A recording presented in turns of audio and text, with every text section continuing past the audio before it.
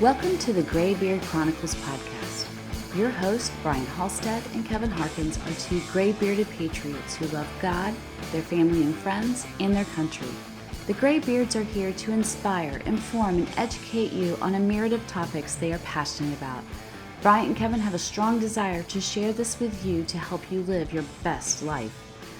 Sit back and enjoy this amazing podcast as the Graybeards pass along the wisdom of the ages. Hello, everyone, and welcome to another episode of the Graybeard Chronicles. I'm Brian Halstead. And I'm Kevin Harkins. And Kevin, we're here to pass along some wisdom of the ages. What the heck does that mean? We're not perfect, but we do have gray beards. And that means we've got some significant life experience, some life lessons, and some perspectives that are worthy of passing along. Well, I think that sums it up nicely. Let's get to it. Kevin, good evening. How are you? And hello, YouTube. How are you guys doing out there? Thanks for coming back and watching this channel again. Don't forget while you're watching the channel to click down there on that subscribe button so you'll get notification when we post these new videos. And there's only been a few so far, but there are more coming. We are promising and threatening you with that. It's the first time you've ever said that. Yeah, I know. Isn't that cool? Yeah, that is kind of cool. Yeah, good evening and welcome to you. Happy snowy Monday evening while we're, at least that's the time that we're recording. Snowpocalypse. Yeah. Just I don't know if hit. it's that bad. Yeah, it's not. It's not, but I don't know how much you got here, but we got like 4 or 5 inches. Yeah. Something like that. Not a whole lot. And then it started getting this nasty mix that kind of packed everything down and made an ugly situation. Yeah. I have to compliment you, though. Once again, we're even a little bit better than we were before in terms of the camera angle over there and in terms of the glare and the setup, and you just keep getting better and better. Well, thank you. I appreciate that. And when you're talking about glare, are you referring to the top of my head, maybe? I'll let others make that judgment. Yeah, well, it's a learning curve, right? So we'd been doing the audio thing for a little while and had figured that out, or at least had a good idea of how that operated. And the video aspect changes things up a bit. Yes, so it does. We're getting it, though. So you guys will be able to laugh at this a couple years from now when we actually figure out what the hell we're doing. And thank you for supplying this week's version of adult beverage. You are welcome. Are we going to do this every time? What's that? Adult beverage. Haven't we been? we have, yes. Yeah, we pretty much have. Yeah. Sometimes we don't. Sometimes I just drink water, but not since we got on video. This is the third time. Yeah. I don't know. We'll see. All good. All good. You are certainly welcome. Yeah. So what are we talking about tonight? We are talking about... Before we do that, anything new and exciting in your world to report? No, not really. I mean, every day is new and exciting. I am thankful for every single day that I wake up and that I am not 6 feet under and I have the energy and the health to do the things that I want to do. So that, to me, is something to be very grateful for and appreciate, and I do very much. Yeah, amen to that. Yeah. I concur. So I'm good with that. Plus some snow. That was a little unusual for here. I know some places get snow all the time. We don't. We get snow every once in a blue moon. Yeah. This could be the one and only for the year. Except for maybe this weekend. They're saying we might get some more. Yeah, but I think it's just going to be a dusting, right? Or are they talking? I don't know. I'm not going to pretend to be a weather forecaster. There's enough folks out there doing that. Yeah. Anyway, in your world, all is well? Yeah, all is well. Okay. Yep. No big, we're good. Never mind. I don't know where you were going with that. Hey, I do want to give a shout out to the folks that have given us feedback on the show, both the audio version and now the video version. Greatly appreciate that, and keep that coming because it helps us to continue to sharpen the saw. And as you well know, that's something that we talk about, and we definitely want to be walking that talk. So thanks for your help by keep holding us accountable and keeping us in line, and we'll keep dialing it up for you. Absolutely. I got the same thing this week, and it's nice to get the feedback, and it's because of that we continue to make the improvements that we do, and we appreciate it, and keep it coming. Amen. Keep it coming. There's enough negative shit going on out there in the world. We don't need to be adding to that. We're going to dial up the positive content. That's it. Now and forever. All right. So for tonight, we are talking about a topic that I know applies to everybody. It applies to all different aspects of life. We'll get into it. And the topic is simply titled, Never Get Complacent. Nothing is forever. Never get complacent. Nothing is forever. Hashtag truth. Yeah. Yeah. Yeah, no doubt. So what caused you to select that topic?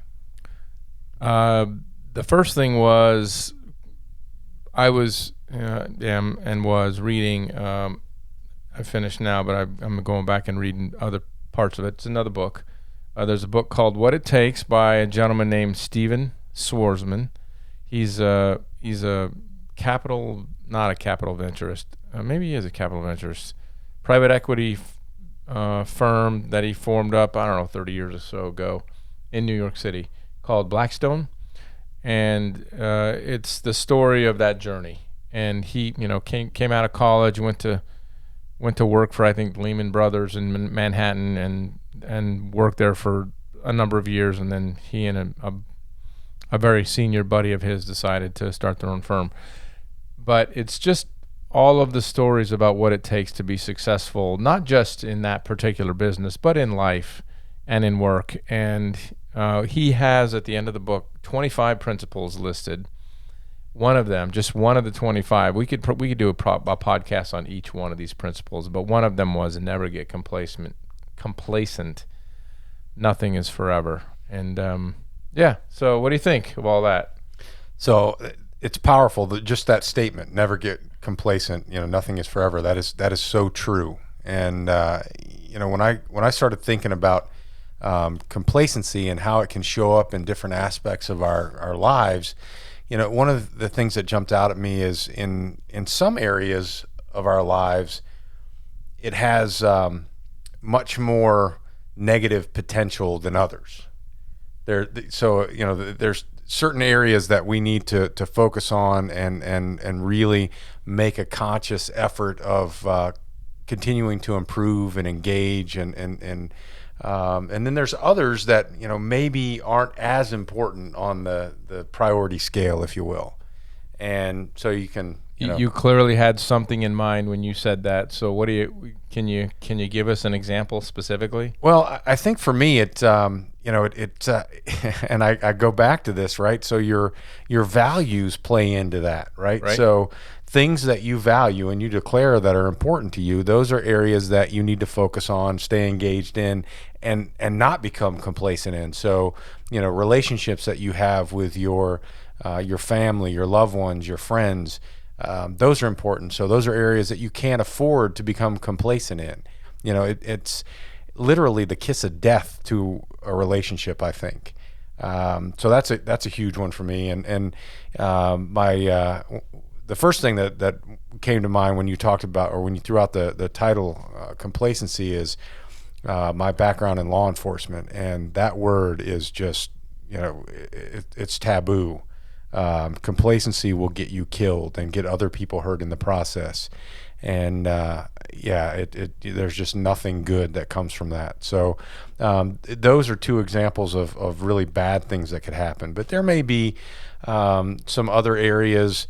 I don't know. Let's say your grooming standards, right? So you're not clean shaven anymore. You want to let that go a little bit. This is just a silly example, but right. So you get a little complacent with that. You might have a wandering hair here or there that's a little out of control. What are you saying? That's not a. Well, I mean, I'm looking at you because we're having a conversation. Okay, all right. I'm really talking to myself here. Okay. Because at this point, it gets a little out of control, and there's these wayward hairs that are out there, and you just can't corral them all the time. So you just got to let that go a little bit, and maybe give a few less fucks about that. And I think, giving a few less fucks about anything falls into potentially the complacency category.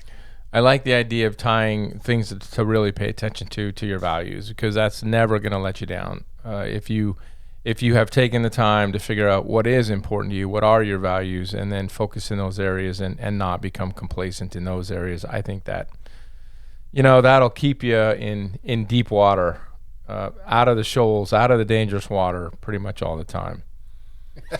For those of you that know Kevin, understand that where he comes from, being in deep water is a good thing. Yes, it is. Right? Yes, it is. Not everybody necessarily feels that way. If they can't swim, they don't want to be in deep water. Okay, fair enough. Fair enough. I did appreciate your email this week, though, that you sent me, telling me that you thought the best example, probably common day example that you could think of with respect to. It's like being downrange. I can't even. Just being downrange and knowing that the fire, that round's going to be launched at you any moment now, and you're just waiting for it. So go ahead, finish, please. The best example of not getting complacent with your life is Tom Brady and the management of his career. And I know that was hard for you to admit. I appreciate the email where you did that. And it was wonderful because you finally, sort of broke through. And you appreciated it for what it was. Yeah, so I don't know who that email came from, but it wasn't me. But here's the cool thing about it, and this might backfire on you a little bit, because I actually had an interesting conversation with some folks the other day after watching, the Tampa game and seeing that, Brady's going back to the Super Bowl again. You know what? You can't argue with the guy's success. Right. You don't have to like him as a person, and I don't. Maybe it's unfair to me even say I don't like him as a person because I've never actually met him. I might like him just fine. And most of what I've based that decision on, or that position on, the stance that I have, is based on information that has come from the mainstream media and so on, and we know we can't trust those fuckers as far as we can throw them. Right. So maybe I have unfairly judged him.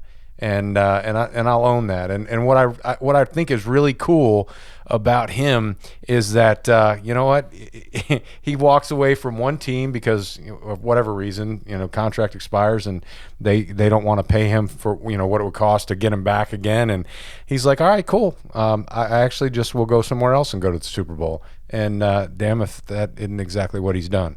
So you can't argue with that, and I'm actually impressed by it. So I'm happy for him. Yeah, well said, and I agree completely. And he has always been, and I know you don't know this because you really don't pay that close attention, but I'll tell you because I do pay some attention.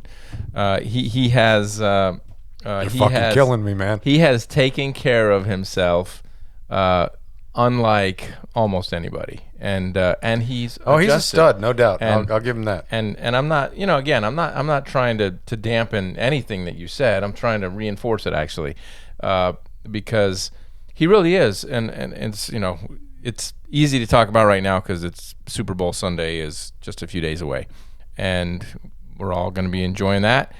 And if he wins again, that will be freaking amazing.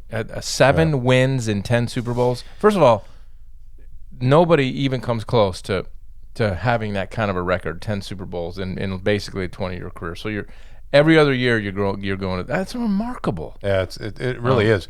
And tying that back into tonight's topic, what do you think the chances of complacency are? How often does that show up in his life? Right. It's not. And that's the point. There's a person who is dedicated to his profession, dedicated to his craft, unlike many people, unlike most, and it's paid off. And there's lessons in there for all of us. And the lessons are, if we truly remain committed to what it is that is important to us, then we are going to put in the time and the effort. And in every area of life, I think this applies. And to just name some of them right off the top of my head, and we can get into specific examples, and I certainly can. Relationships, becoming complacent in relationships is a train wreck, just waiting to happen. Technology, business, health, all of it. And I have examples on all of it. But let's just start with relationships, friendships, partnerships, marital relationships. What happens when you become complacent? You become divorced. You become me, right? Exactly, Yeah. right. It's a silent killer. It really is. Because in my mind, and I've said this in no uncertain terms in the last few minutes, that becoming complacent is just basically deciding not to give a fuck. Right. And Right. that's not showing up well for anybody. Right.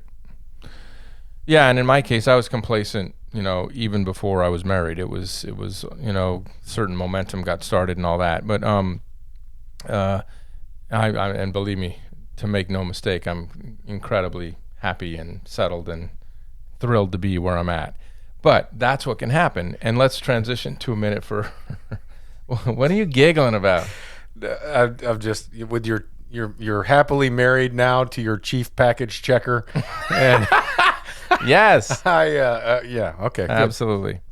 I'm happy. But for I mean, you. okay, so think about your friendships. Let's talk about that for a second, and how they've changed over time. I mean, think about 30 years ago when who was your group of friends, and how many of those people, and everybody probably has a few that are still close friends from 30 years ago, but it's usually just a few. And why is that? It's because I think you change, people change, their lives change, their circumstance changes. Yeah. And if it's not all of that important to you where you're at the moment in the sphere that you're operating in, you're not going to pay attention to it. And for those that you do want to maintain, you can't become complacent with those relationships. You will lose that friendship. You absolutely will, and I have. And I've rekindled ones that I've lost because I got tired of not. I know I wanted to be close to that person. I want to be that close to that person forever. So I started reaching out again to be a good friend. I'm sorry, to have a good friend, you need to be a good friend. Yeah. And I decided I was going to reach out. I was going to close the gap, reach out, start over again, and those friendships have been rekindled, and I love that. Yeah, that's cool. And it's I think about the number of folks that I'm friends with now that I was friends with 30 years ago, and there are several. And then there's also some that I can think of that I no longer interact with. And for those of you that are out there that are listening, that are laughing now because you can't remember the friends that you had 30 years ago because you were in preschool, that shit's not funny. This is the Graybeard Chronicles. We are slinging wisdom based on wisdom of the ages and our experiences. There's that word slinging. That's again. right. Right. One of my brothers Right. actually challenged me to throw that back out there because he thought it was funny how you Okay. reacted to it. So that was for you, Felix. Okay. But anyways, when you think about it, that evolves over time, and you may interact with the same people you were 30 years ago, or like you said, stuff changes, stuff that you care about changes, and so you don't necessarily interact with the same people. That's one of the things we're doing is sharing with you information based on our experiences in the amount of time that we've been here on this earth. So like I said, if you're thinking about preschool 30 years ago and not being able to recall those people that you were interacting with, that's good. I can understand that. We have to understand that our audience is broad, right? Yeah, you bet. All different ages. Some of them haven't been around for 30 years. That's right. Yeah, it is not an infrequent thing to get my balls busted and reminded that I'm not a young man anymore. No, you're not. No, Yeah, you're not. Yeah, I mean I'm not as old as you are. You're looking but, all right, though. You're looking all right. Yeah. So let me talk about that a little bit. So I went to the eye doctor today, right, to get my annual checkup, that occurs every 18 months or so. I guess that's not really an annual checkup, is it? But I was laughing because I asked the lady my how much my reading prescription had gone up, right? And I commented, I was like, it's gone up quite a bit since the last time. And she said, well, don't take this the wrong way, but you are over 40. And I'm like, yeah, you think? Maybe just a little fucking bit. How do you take that the right way? Yeah. Don't. Yeah, I thought that was funny. But then back to values and those relationships that we're talking about. If you value those relationships, and just take a minute and think about it. Who is important to me in my life? And who do I want to be important to me next year and the year after that and the year after that? And ask yourself the question, have I become complacent in those relationships? Have I begun to take them for granted? Have I not done all of the things that I need to do to maintain those friendships, to maintain my marriage, to maintain the relationship that I have with my children?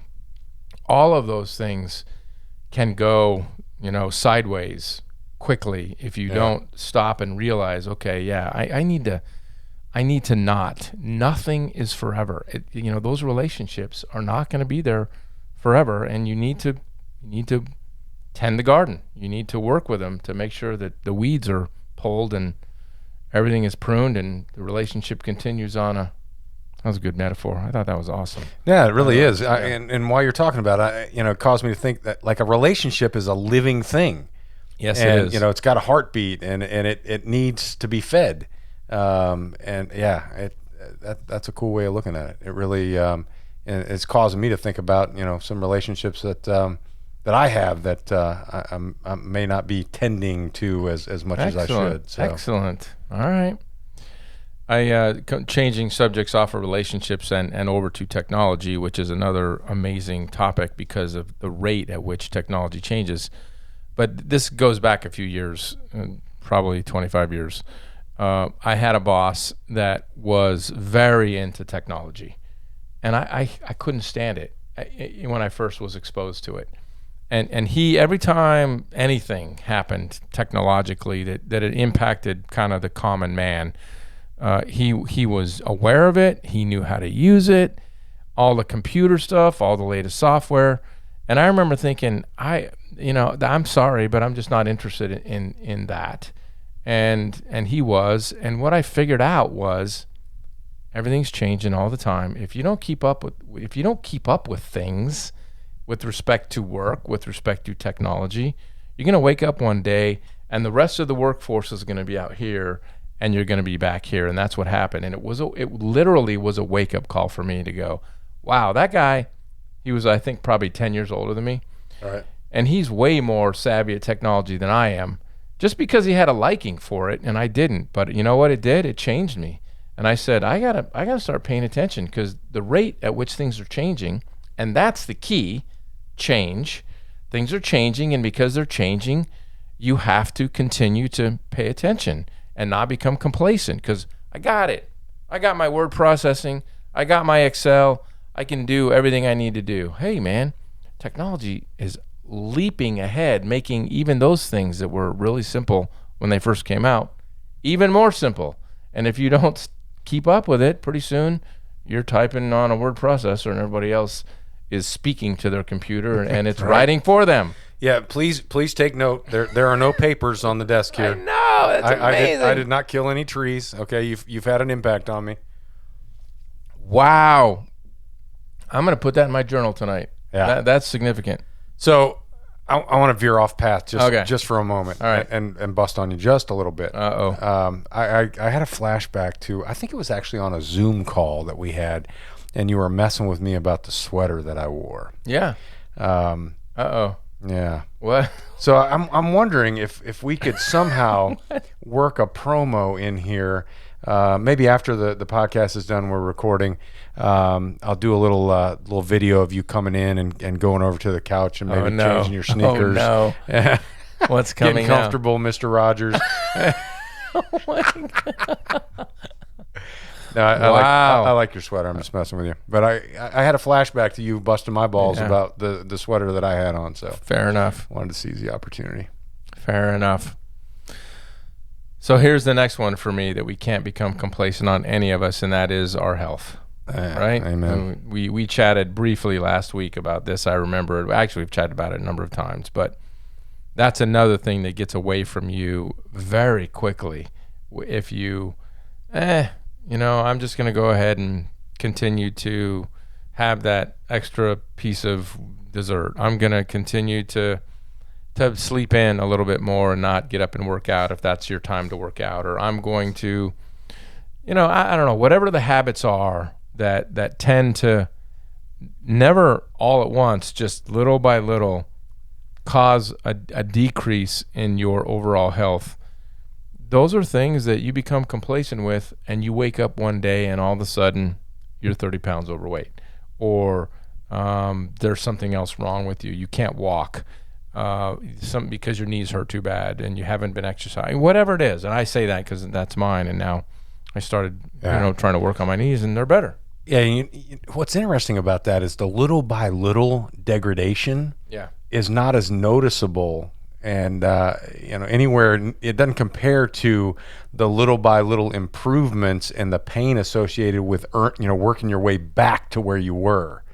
It's just, it's challenging. So, pay attention to that stuff, and don't let yourself start down that path where, you're living that sedentary lifestyle where you're, sitting on the couch all the time and, not getting out there and enjoying life. We, I think, as creatures are meant to be out and be active and be engaged and fully experience everything that we're doing, and you can't do that from the couch, I don't think. You got to be moving. You got to be moving. Absolutely, your body's meant to do it, and so making the decision, and it doesn't have to be this big. Oh my goodness, I'm going to go from being a couch potato to I'm going to work out 6 days a week. That ain't gonna happen. I mean, it's you don't make that kind of change and sustain it. You might do it for a week or two. The whole New Year's resolution thing. Oh, I'm changing my life. We don't do those. I know. Well, you or at least I don't do those. Yeah. But a lot of people do, and they get excited about it, and they do it for 2 weeks or 3 weeks or maybe even a whole month, and then it's over. Then they're right back to where they were. And the reason I believe that happens very often is because people try to make change that is so big, so fast, right now. And people can do that, but most people can't, or aren't willing to sustain it over time. Do something that you can actually do, a small change. To make the decision you're going to work out 2 times a week or 3 times a week, and that's it. Don't do any more than that. And you're only going to work out for 30 minutes. I'm just making stuff up here. Right. But I think the important thing is to focus on, to have a mindset of what I'm doing here is a marathon, not a sprint. Yeah, and there you go. Whenever you engage, and sometimes there are appropriate times to have the sprint mentality, but I've found in most cases, the marathon mentality is way more effective and sustainable over the long haul. No doubt about it. Much easier. You chunk it down into little bitty pieces and you just sort of chip away at it. And if you are consistent with those, which it's much easier to be consistent with a small change than it is to a big change.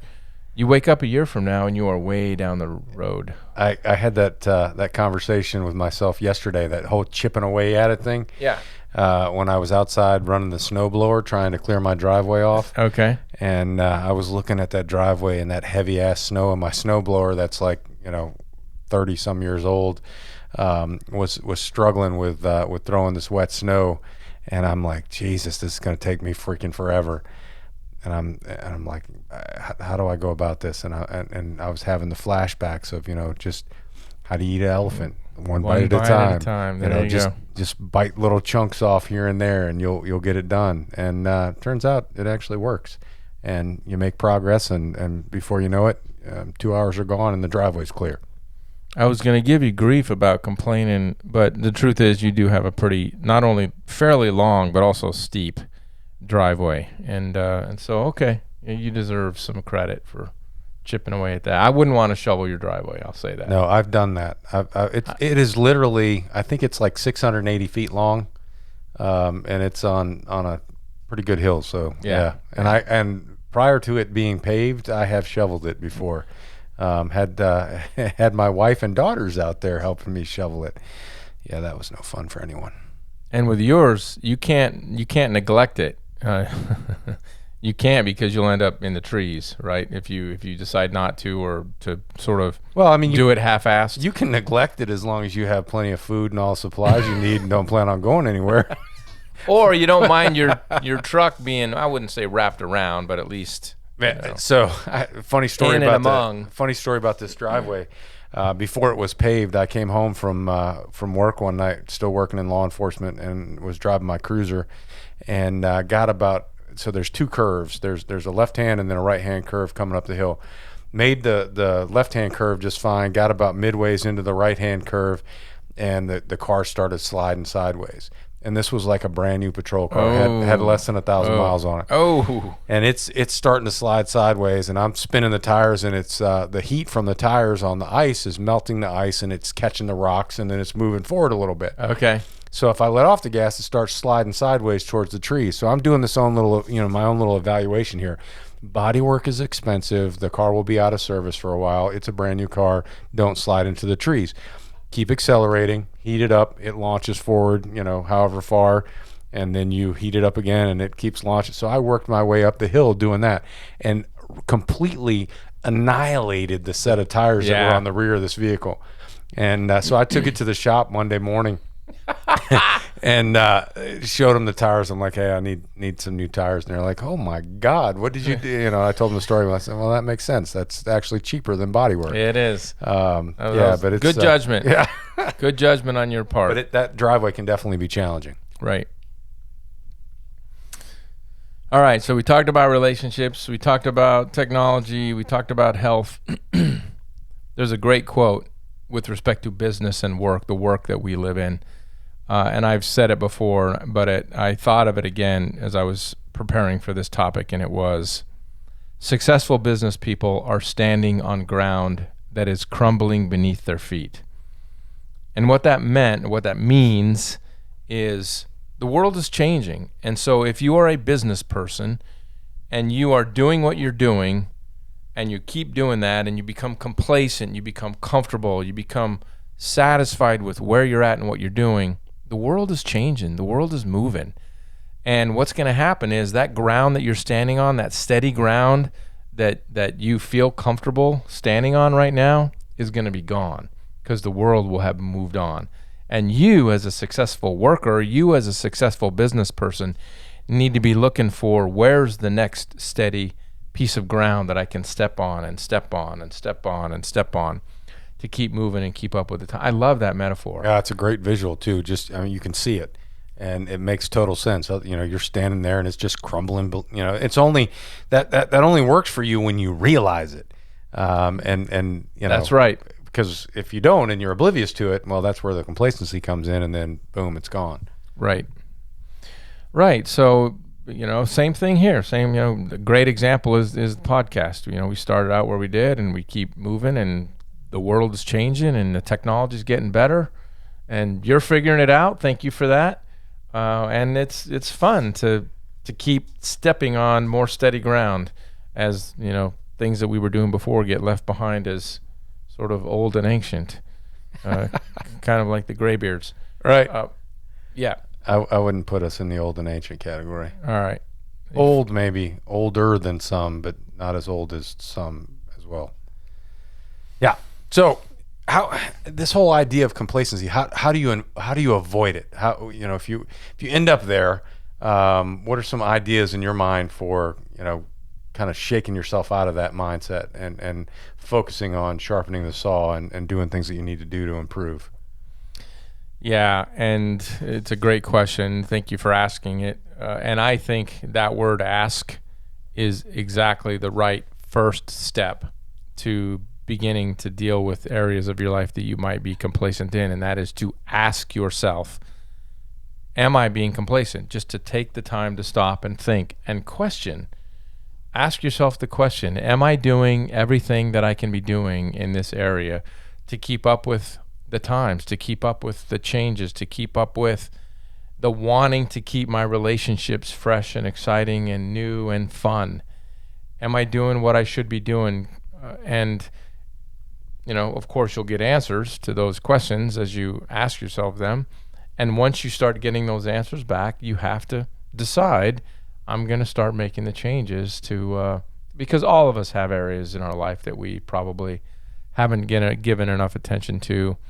And when you do take the time, and when you're reminded to, and we all are reminded to do things all the time because of the people we talk to, the things we read, the stuff that we run into as we go throughout our days. they remind you of things, and this is an occasion for all of us to say, where am I at? What am I doing? Have I become complacent? What can I do better? What needs more attention in my life? Ask yourself those questions, identify those areas, and then once you've got them identified, itemize a list of things that you can do to close the gap. That's my quick and dirty on that one. Yeah, that's powerful. And the whole time you're talking about that, the thing that's running through my mind is the single most powerful personal development tool on the planet is a mirror. Standing in front of that mirror and being accountable to the person that's staring back at you and asking those kinds of questions of yourself and evaluating yourself on a constant basis. I mean, that's it. And, when it comes to complacency, ask yourself, have I become complacent in certain areas, and if so, what are they? I think that's the first step is identifying it and owning it, acknowledging the fact that, yeah, I have become complacent in, this or that and so on. Another thing that jumps out is the importance of appreciation and how when you're mindful of the relationships that you have, whether it's work or personal or whatever, when you're mindful of those and you stay engaged and focus on generating that appreciation or gratitude for what you have, it's hard to stay in that complacent area. Right, so that's one of those behaviors I think or mindsets that'll shake you out of it. If that makes sense. It does, yes, indeed. And I'm going to go back to it again. The whole values thing. So you can relate to this. Everybody can. Think about your car. Think about, in your case, your motorcycle. Think about your guns. Think about other things in your life that you consider to be... I don't actually have any guns. I know you don't. They were all lost in a canoeing accident. Yeah, mine were too. Yeah. They were with the last flood that we had. Washed them away, and I don't know where they went. Yeah. There are people who will take their car in to get maintenance every 3,000 miles like clockwork. And I mean, there are people who will maintain their motorcycles. There are people who will maintain their bicycles. There are people who will maintain their, you name it, whatever their thing is. By the numbers every single time, never miss anything.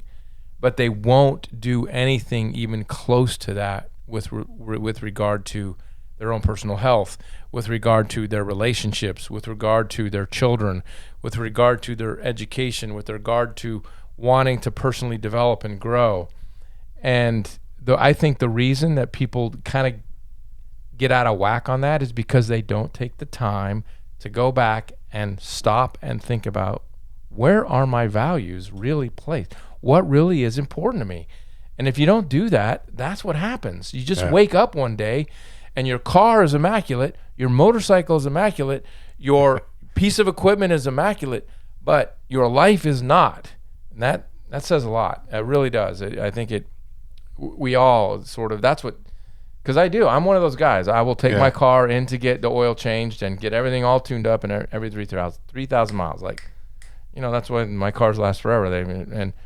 But what am I doing with the rest of my life, Yeah.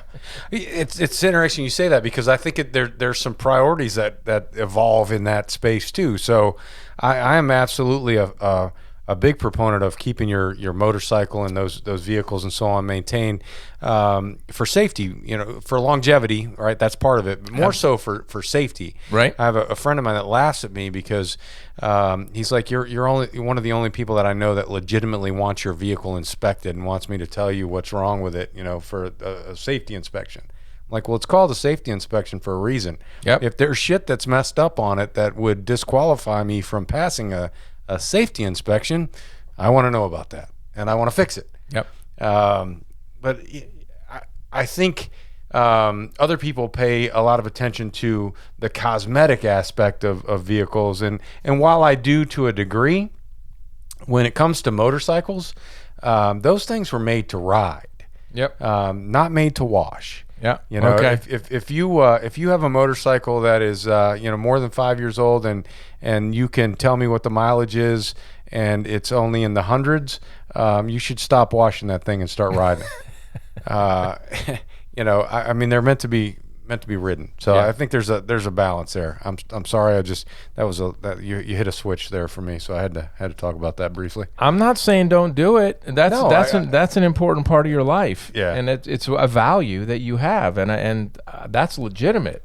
Yeah. But and I also I know you don't. But well, and I think we've talked about this before, and how things evolve as you get older, right? So there was an incident several months ago, back when it was much warmer, when I did wash my motorcycle for one of the 2 or 3 times a year I wash it, and I was out there starting to wash it, and my granddaughter came out to help me. Right? Do you recall this conversation? I do. So yeah, you sent me the video or the picture or something. Yeah. So right. Years ago, when one of my daughters would have come out there to do that, I'd have been like, no, go play with this or do something else, and I got this. I don't want you to mess that up. And so it was interesting. I caught myself having that same reaction when my granddaughter came out there and wanted to help, and like I said, I caught myself on it because my first inclination was to tell her, no, I got this, I'll take care of it and so on. And then I just kind of hit the pause button, and I was like, man, what would it hurt to let her do this, right? So she wants to do it. She's not going to make it any more dirty than it already is. She's not going to hurt anything at all. And so I encouraged her to have at it, and she had a great time, and I had a great time. And it was an interesting experience for me because it was like this huge light bulb, and I think in some ways, those of you that don't have grandchildren, you won't fully appreciate this until you do. I think that having grandchildren is your second chance at being a better parent than you were with your own children. And hopefully my daughters are seeing that and understand that any of the shortcomings that I might have had during their childhood, and not making excuses. It's just there was different priorities at that time in my life, and as you travel the miles of your life, you get a little fucking smarter, and you realize to pay more attention to stuff that actually really does matter to you. Yeah. Did I get off track there? I don't. No, not at all. You know what this is a case of? This is a case of you evolving, learning, growing, becoming a better person. And as a grandparent, your values have changed a little bit. And I can completely understand. I think of back to my daughter's childhood and the things that I was so strict with her about. Don't do this. Don't touch that. Yeah.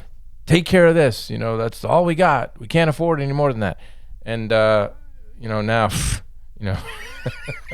oh my goodness, how unimportant. But the thing is, you are where you are at that time, and you can only do what you can do. But the key is keep evolving, keep changing with the times, keep asking yourself, examine those areas of your life where you might be thinking, is there something that's really important to me, or I think is important to me, or should be important to me, that I have become complacent in? And if so, what is it? And if so, why is it? And if so, what am I going to do about it? Yeah, and then what do you do to fix it? Yeah, make the decisions to change it. Yeah. Yeah. So, tell you what, man, you've said this before, and I got to say it tonight. I know that folks that are out there listening and watching are getting something out of this podcast, and I know for me, I get as much out of it as anybody. 100%. Just having this conversation, because this was a good wake up call for me. The thought that went into the discussion, and then actually having this discussion has caused me to think about some areas that maybe need a little more focus and attention from me than they're currently getting. So I appreciate. I appreciate that. Oh yeah, thank you. Oh my goodness, yes, you're right. That's the beauty of doing all of these, because when I look back over the subject matter that we've covered, and it's a lot, and when you take the time every single week to research a topic and to learn about it and be able to talk about it, man, you get a lot out of it. it builds a tremendous foundation, broad foundation of knowledge, information, motivation, all of it. So thank you as well. You are welcome, sir. So I have a question for you guys that are out there listening and for you that are out there watching. How many folks have you shared this podcast with? Probably not enough. And I would encourage you and ask you to continue to share this information about this podcast with other folks that you know and love and care about, and want them to have the opportunity to take part in understanding what we've got going here and focus on living a happier, more fulfilled life. And who wouldn't want that? So please share that. Subscribe to this channel. Tell as many people as you can think of about it, and keep coming back each week to listen or watch, whatever format you prefer. But we certainly appreciate it. You bet. And passing on, to go back to sort of one of our taglines, passing on the wisdom of the ages. That's what it's all about. That's what it's all about. Having people examine their lives, and particularly those who have not been there, done that as much, because it's much easier. Life is much easier when you are willing to take the examples of those who have gone before, learn from them, and not have to sort of get those same scars yourself. Ain't that the truth? Ain't that the truth? Yeah. All right. Well, let's wrap this thing up, Kevin. All right. So no matter who you are, where you are, what you're doing, make sure between this podcast and the next, you take time to enjoy the ride. Thank you for listening to this episode of the Graybeard Chronicles. Please subscribe so you'll receive notification when new episodes are available. To learn more about the Graybeards, visit their website, graybeardchronicles.com.